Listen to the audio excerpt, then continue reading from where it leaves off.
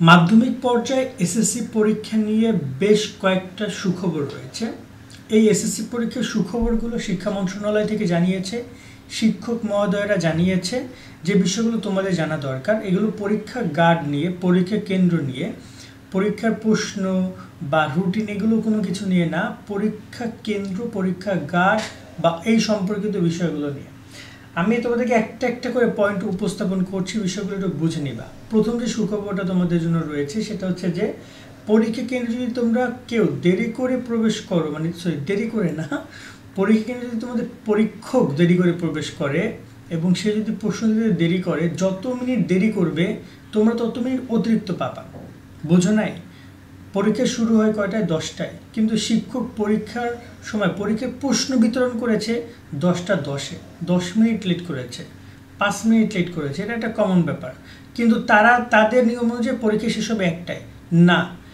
শিক্ষা মন্ত্রণালয় জানিয়েছে যদি তোমার 5 মিনিট লেট হয়, 10টার জায়গায় 10টা 5 বাজে, 10টার জায়গায় 10টা 10 বাজে, তাহলে তোমার খাতাও বা পরীক্ষার যে উত্তরপত্র সেটাও ঠিক ওই রকমভাবে নিতে হবে। কীভাবে? তোমার 10টা 10 মিনিটে যদি তোমার এমসিকিউ দেয়, তাহলে 10টা 40-এ তারা এমসিকিউর উত্তরপত্র নেবে এবং মূল পরীক্ষা শেষ করবে 1টা 10-এ। কথা বুঝছো? 1টা 10-এ। সেই জায়গায় টাইমের ব্যাপারটা খেয়াল রাখবা। তোমরা কোনো শিক্ষক কথা বললে একদম আইসা নোটিশ দেখাই দিবে। নোটিশ তোমাদের রয়েছে শিক্ষা মন্ত্রণালয়ের ওয়েবসাইটে, ঢাকা শিক্ষা বোর্ডের ওয়েবসাইটে, যে দেরি করে যত মিনিট খুলবা তত মিনিট দেরি করে প্রশ্ন নিতে, উত্তরপত্র নিতে হবে। এই সময়টা তোমাকে দিতে হবে। অনেক শিক্ষক দেয় না, তারাও অন্যান্য সবার সাথে তাল মিলিয়ে চলে যায় যে ওদের পরীক্ষা শেষ হয়েছে, তোমরা তাদের দিয়ে দাও। বিষয়টা দিয়ে দেওয়ার না, বিষয়টা দিয়ে দেওয়ার হচ্ছে তোমরা যতটুকু যৌক্তিক ততটুকু তোমরা পাবা।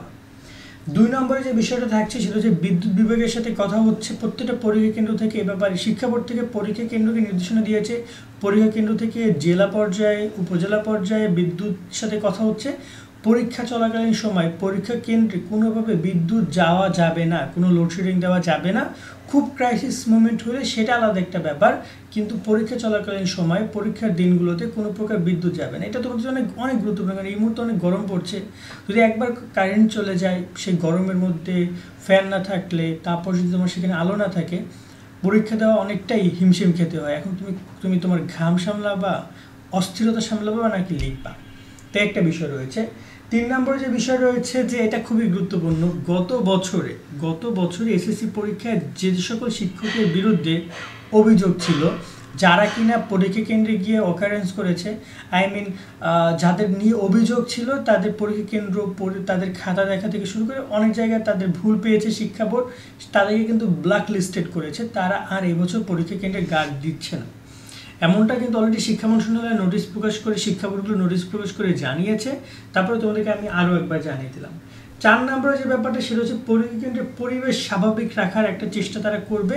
স্বাভাবিক রাখার বলতে এখানে দেখা যায় যে কোনো বিশৃঙ্খলা না করা। দেখো, আমি তোমাদেরকে বলি, তোমরা তো পরীক্ষা দাওনি, এর আগে দেখা যায় যে কোনো একটা রাজনৈতিক দল বলতো আমার ছেলে পরীক্ষা দিবে, আমার মেয়ে পরীক্ষা দিবে, ওরে দেখাও, ওরে সুবিধা দাও, এই সুবিধা দাও, ওই সুবিধা দাও। এই যে একটা অস্বাভাবিক পরিস্থিতি করতো পরীক্ষা কেন্দ্রকে, শিক্ষকদেরকে একটা প্রেশারাইজ করতো, এটা এবছর আর হবে না। সম্ভাবনা খুবই কম হলেও সেটা নিয়ে অনেক কথা করতে হবে এবং এই মুহূর্তে কেউ আর মিডিয়াতে চুপ থাকবে না, সবাই বিষয় নিয়ে ওপেনলি আলোচনা করবে, ডিসকাশন করবে। 5 নম্বরে যে বিষয়টা সেটা নিয়ে কথা বলবো সেটা হচ্ছে তোমাদের পরীক্ষা কেন্দ্রে একজন করে দায়িত্বরত ম্যাজিস্ট্রেট থাকবে। প্রত্যেকটা পরীক্ষা কেন্দ্রে প্রত্যেকটা পরীক্ষা কেন্দ্রের জন্য একজন করে থাকবে। এটা আগের বছরগুলোতে একজন ম্যাজিস্ট্রেট দেখা যায়। ম্যাজিস্ট্রেটদের ভূমিকাটা আসলে এটা তোমাদের জন্য, যারা দেখাদেখি করে লিখবা তাদের জন্য অবশ্যই দুঃসংবাদই বটে, কিন্তু যারা মন থেকে লিখবা, নিজে লিখবা, তাদের জন্য ভালো। ম্যাজিস্ট্রেট থাকলে পরীক্ষা কেন্দ্রের পরিবেশটা অন্যরকম থাকবে। তো অনেক সময় অনেক ম্যাজিস্ট্রেট থাকে যাদের দায়িত্ব নিয়ে প্রশ্ন থাকে, কিন্তু আশা করি এবছর যারা দায়িত্ব থাকবে তাদের দায়িত্ব নিয়ে প্রশ্ন থাকবে না, তারা সুন্দরভাবে তাদের দায়িত্ব পালন করবে এবং শিক্ষার্থীরা তাদেরকে সহযোগিতা করবে। 6 নম্বর যে পয়েন্টটা সেটা হচ্ছে যারা নকল করবা, যারা প্রশ্ন ফাঁস করবা বা নিয়ম শৃঙ্খলা ভঙ্গ করবা, তাদের বিরুদ্ধে কঠোরতম ব্যবস্থা গ্রহণ করার উদ্যোগ নেওয়া হয়েছে। এতে করে যে সকল শিক্ষার্থী যোগ্য তারা সুন্দর করে পরীক্ষা দিতে পারবে। ধরুন তুমি A+ স্টুডেন্ট, তুমি সুন্দর করে A+ পাচ্ছ, ভালো কথা। অন্য একজন নকল করে A+ পাচ্ছে, তার জন্য খারাপ হচ্ছে।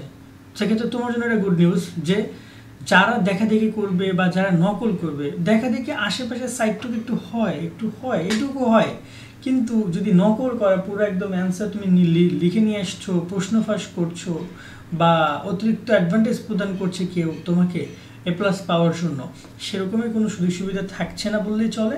সো এই বিষয়গুলোর কথা তারা বলেছে। 7 নম্বর যে পয়েন্টটা রয়েছে সেটা হচ্ছে পরীক্ষা কেন্দ্রের আশেপাশে 144 ধারা জারি থাকবে। এটার সুবিধা কি? এটার সুবিধা হচ্ছে এই যে এতে করে তোমাদের পরীক্ষা কেন্দ্রে কোনো বিশৃঙ্খলা হবে না, অতিরিক্ত কোনো গ্যাঞ্জাম হবে না। এটা আসলে অনেক সময় অনেক স্কুল বা পরীক্ষা কেন্দ্রগুলো মেনটেন করতে পারে না। অনেক সময় দেখা যায় বাজারের মধ্যে পরীক্ষা কেন্দ্র হয়ে যায়, একদম শহরের মধ্যে, অথবা দেখা যায় যে তোমার রাস্তার পাশে, তখন তো সম্ভব হয় না। বাট এবার একটু হলেও কঠিন থাকবে, মানে এটা পরীক্ষা কেন্দ্রের চারপাশে 200 মিটার, এই হচ্ছে পরীক্ষা কেন্দ্রের এই চারপাশে 200 মিটারে কোনো কেউ অবস্থান গ্রহণ করতে পারবে না, এরকম বেশ কিছু নির্দেশনা রয়েছে। তার সাথে তোমাদের 10:30, 9:30 থেকে 10:30-এর মধ্যে তোমরা পরীক্ষায় ঢুকতে পারবা, এরপরে কেউ পরীক্ষা কেন্দ্রে ঢুকতে পারবে না। 10:30-এর পর, এই বিষয়টা তোমাদের জন্য অবশ্যই দুঃসংবাদ বটে, 10:30-এর পরে কেউ পরীক্ষা কেন্দ্রে ঢুকতে পারবে না। তাতে তুমি যেই যার নাতিপুতি হও না কেন, যার ছেলে মেয়ে হও না কেন, এটাই নিয়ম করে দেওয়া হয়েছে 10:30 পর্যন্ত তোমরা এন্ট্রি করতে পারবা। ওকে, কেন? দেখো 10:30-এর পরে, 10:30 যদি 9:30 থেকে 10:30-এর মধ্যে তুমি এন্ট্রি করো, তাও তুমি এটাকে দেরি করা বলে, তোমাকে ঢুকতে হবে 9:30-এর আগে। আর এই যে 9:30 থেকে 10:30, 1 ঘন্টার মধ্যে তুমি যদি ঢুকো, তাহলেও তুমি কেন দেরি করেছো সেটার কারণও তোমাকে জানাতে হবে, এবং সেটা শিক্ষা বোর্ডকে পাঠাইতে হবে, কেন্দ্রকে। সো এটা খুবই সিরিয়াস একটা মুভমেন্ট। তো তোমরা চেষ্টা করবা এরকম কোনো ঝামেলার মধ্যে না পড়তে, বাসা থেকে একটু দ্রুত বের হইতে। থার্ড যে ব্যাপারটা রয়েছে সেটা হচ্ছে যে 10:30-এর পর যদি কেউ প্রবেশ করো, সেখানে তুমি ঢুকতে পারবে না। এর সন্দেহ যায় প্রশ্ন ফাঁসের দিকে, কারণ তোমার পরীক্ষা কেন্দ্র একটা প্রশ্ন পায়, তাদের কাছে 4টা প্রশ্ন আছে, কোন প্রশ্নে পরীক্ষা হবে এটা তারা জানে ঠিক পরীক্ষা শুরু 25 মিনিট পড়বে, মানে 9:45-35-এ তারা জানে বিষয়টা, এবং সেই প্রশ্নটা তারা খোলে, সিলটা খোলে, সরকারের সিল থেকে, মোড় থেকে সেটা খুলে তারা সেই প্রশ্ন সবাইকে দিয়ে দেয়, ওই প্রশ্নে পরীক্ষা হবে। ওকে, ওই প্রশ্নে পরীক্ষা হবে।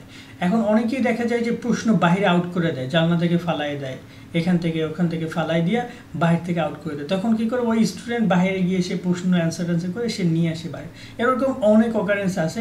সেক্ষেত্রে বলা হয় যে এগুলো প্রশ্ন ফাঁস, বা অনেক সময়, হ্যাঁ অনেক সময় পরিস্থিতির শিকার হয়, অনেকেই পরিস্থিতির শিকার হয়, যে যাতায়াত সমস্যা, যানজটের সমস্যা, অনেক কিছু হইতে পারে, সেটা আলাদা একটা ব্যাপার, সেটা তো প্রুফ আছে। কিন্তু দেখা যায় যে পরীক্ষা কেন্দ্রের আশেপাশে থাকলে কিন্তু এগুলো এরকম অনেক অনেক কাহিনী করে, এবং পরীক্ষা কেন্দ্রের আশেপাশে ফটোকপির দোকানও পুরোপুরি বন্ধ থাকবে, এমন শিক্ষা মন্ত্রণালয় থেকে বলা হয়েছে। কোচিং সেন্টার বন্ধ থাকবে।